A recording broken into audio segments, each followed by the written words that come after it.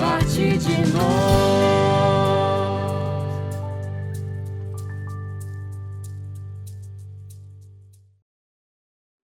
São Miguel é considerado o guardião celeste, o príncipe guerreiro e também o defensor do exército celestial dos anjos, que são fiéis ao povo de Deus, representando os seres espirituais que, através da comunhão dos santos, se relacionam com Cristo e com a humanidade.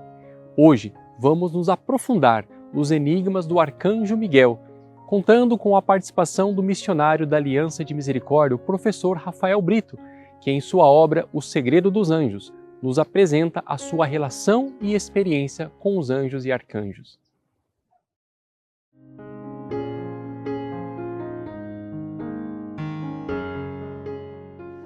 Os arcanjos, eles são os chefes dos anjos. Para poder falar sobre os arcanjos, nós temos que entender antes a dimensão da hierarquia celeste que a tradição da igreja nos ensina. Então, por exemplo, você tem aí os 9 coros da hierarquia celeste, que nós temos aí os serafins, querubins e os tronos, que estão na primeira hierarquia.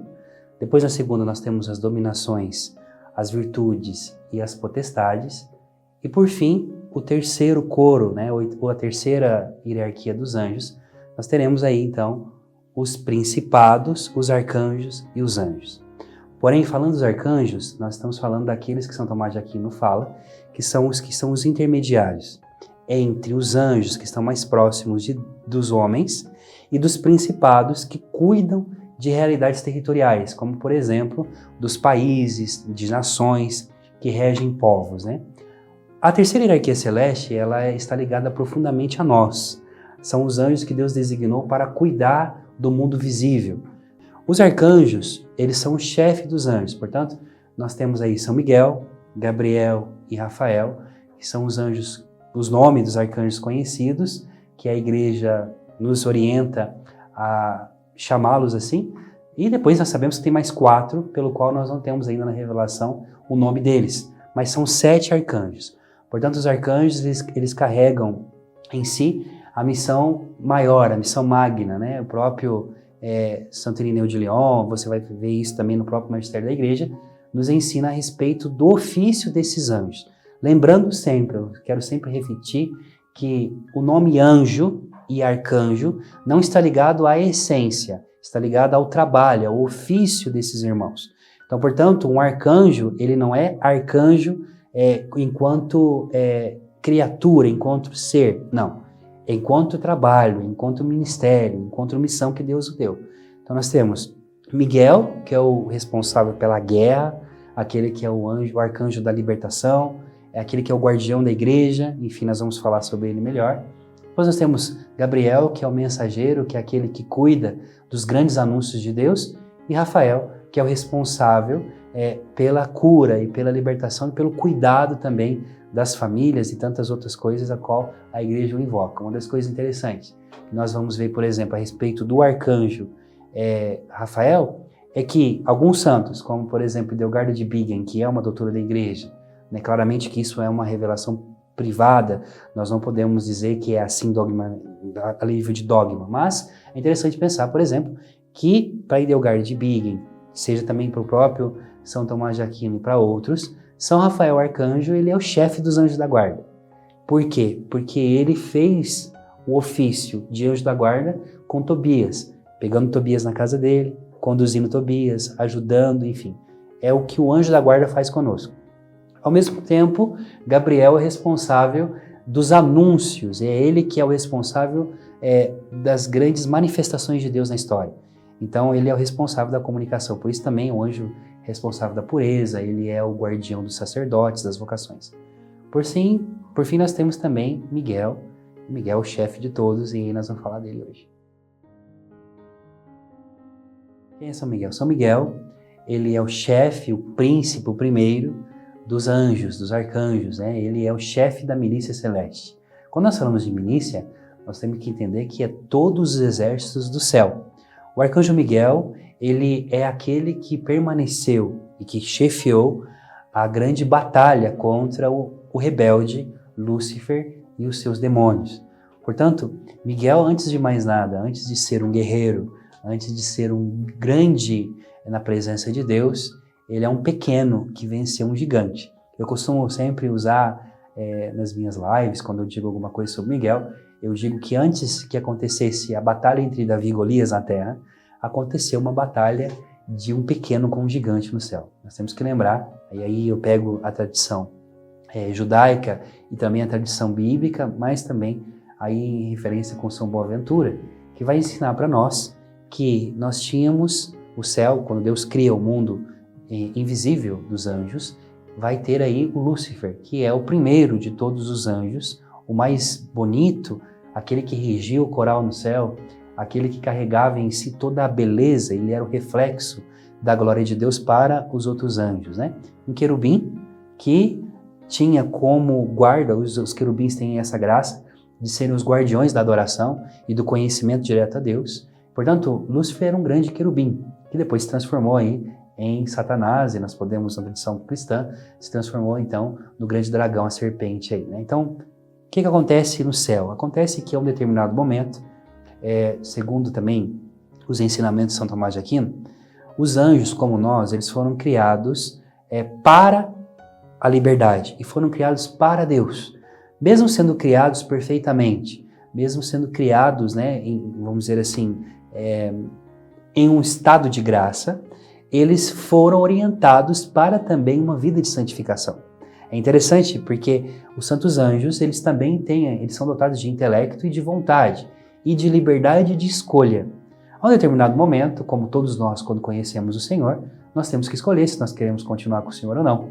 Existe então aquilo que Boaventura chamará de grande prova, a prova dos anjos, onde então, por um determinado momento, nós vamos ver isso nos resquícios aí do livro de Apocalipse, e também à luz, sempre, eu estou falando sempre à luz da tradição dos nossos grandes padres e dos grandes teólogos, e eu estou pegando aqui Tomás de Aquino como meu norte nesse momento. O que acontece nesse momento agora aqui, e vai dizer Boaventura para nós? Que Deus coloca na mão dos anjos a graça deles poderem escolher por ele. Porque seria um tirano se Deus ele criasse eu e você, e pronto, ele criou para ele. Não, peraí, Deus te criou para primeiro você ser para você mesmo. Né? Tanto é que na filosofia, um modo específico aí, Boécio explica para nós que a verdadeira liberdade está naquele que é capaz de governar a si mesmo, ser dono de si. Por que um escravo ele não é livre? Porque um escravo ele não é dono de si, tem um outro que é dono dele. Olha que bonito. Portanto, Deus cria-nos para sermos ipse, né? Em latim, que significa pessoa, e pessoa significa per se, que significa, por sua vez, viver por si mesmo. Então veja, Deus os cria, os coloca no livre-arbítrio, na liberdade, para que os anjos pudessem então escolher se ficariam ou não. Nós temos um problema aqui.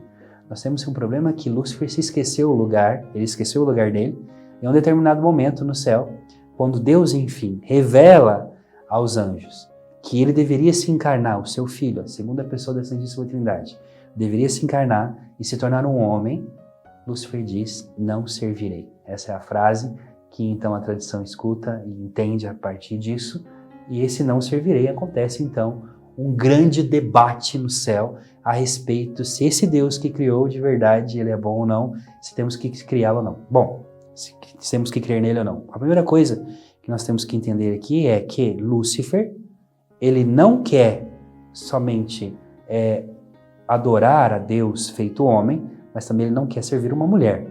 Por sua vez, também não quer servir a esse Deus que se rebaixa tanto.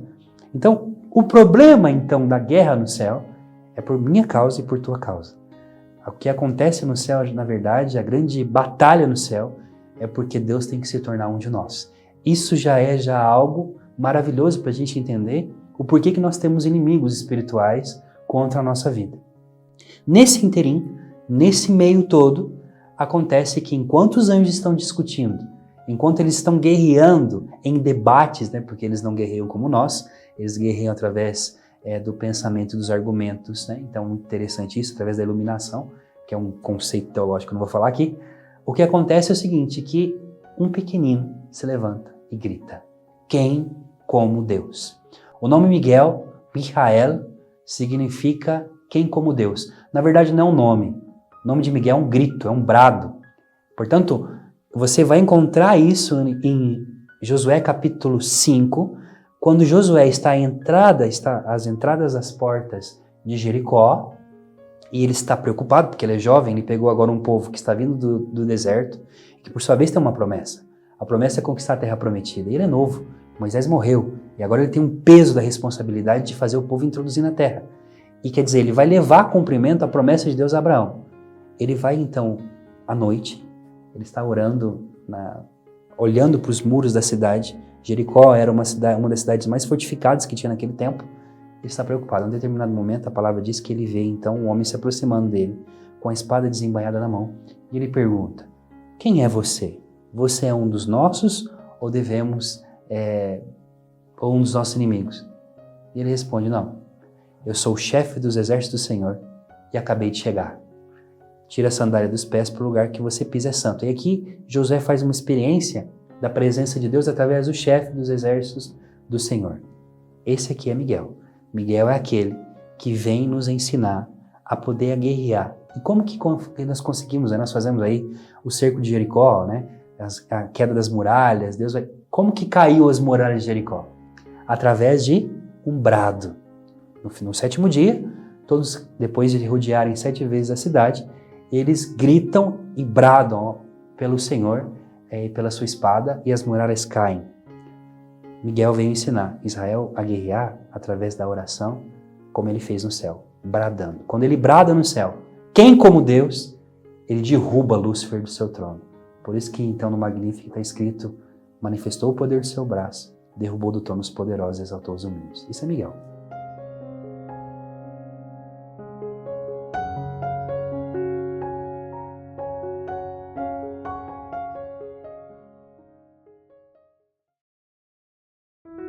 O anjo do Senhor acampa ao redor dos que o temem e ele os liberta. Salmo 34, 8. Os anjos existem e querem se relacionar com você.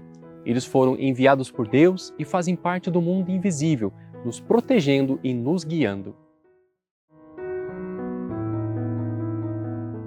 Bom, a Quaresma de São Miguel, que nós no Brasil rezamos com tanto amor, ela tem a sua tradição na tradição franciscana.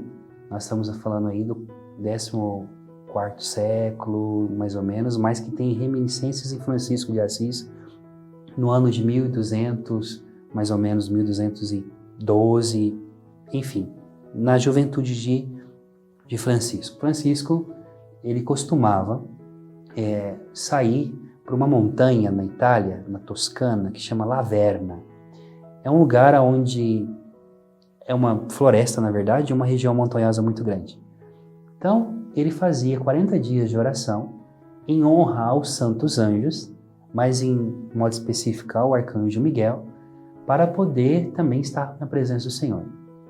É interessante que nesse período em que ele faz essas quaresmas, tem um determinado momento que Francisco sai de Laverna, que é na Toscana, e desce toda a Itália até o Monte Gargano, aonde apareceu o arcanjo Miguel.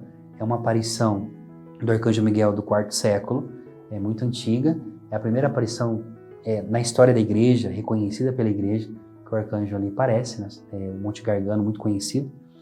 E quando ele chega na entrada da Gruta de São Miguel, ele para, tanto que se você chegar na Gruta de São Miguel, tem uma imagem de São Francisco que diz: aqui Francisco dormiu em peregrinação ao príncipe da milícia celeste, mas ele não entrou, e ele diz: eu sou indigno de entrar no lugar onde o arcanjo esteve.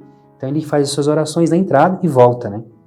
Nessa volta, depois, naquele ano, ele faz de novo a Quaresma de São Miguel, no ano sucessivo, e aí é onde aparecem as estigmas, onde ele encontra aquela visão do serafim que imprime as estigmas de Nosso Senhor no seu corpo.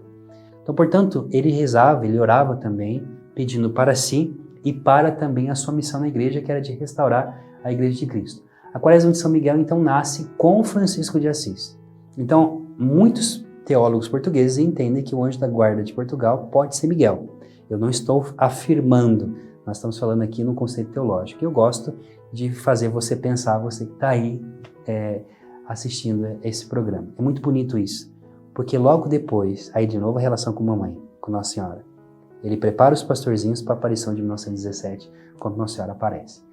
Eu pessoalmente, né, quando saio para alguma missão, para alguma evangelização, eu sempre peço a proteção dele. São Miguel vem comigo, né? Você prometeu guerrear junto, então vamos junto. A quarentena de São Miguel, ela desde o início, né, se tornou, nem é uma obrigação, porque a coisa foi nascendo muito naturalmente, porque nós, no início, a gente entendeu a força da presença de São Miguel. Então, desde 2000 que a gente faz essa quarentena de São Miguel, toda a comunidade é convidada, e a cada ano a gente vê a força que é essa quarentena, né? Esse ano a gente vai fazer de novo, mas o ano passado a gente fez e foi um momento assim de muita graça, sabe? É um momento em que a gente combate, mas a gente reforça. A sensação que eu tenho é que a gente reforça o nosso compromisso com São Miguel. Não, São Miguel, vem guerrear com a gente, vem ficar com a gente. Então é um momento de muita graça mesmo. Então, quando nós olhamos aqui para Miguel, nós vemos esse anjo, esse ser espiritual que adora, espera, ama e acredita. Mesmo quando uma terça parte dos anjos não acreditaram, ele acreditou e gritou quem como Deus.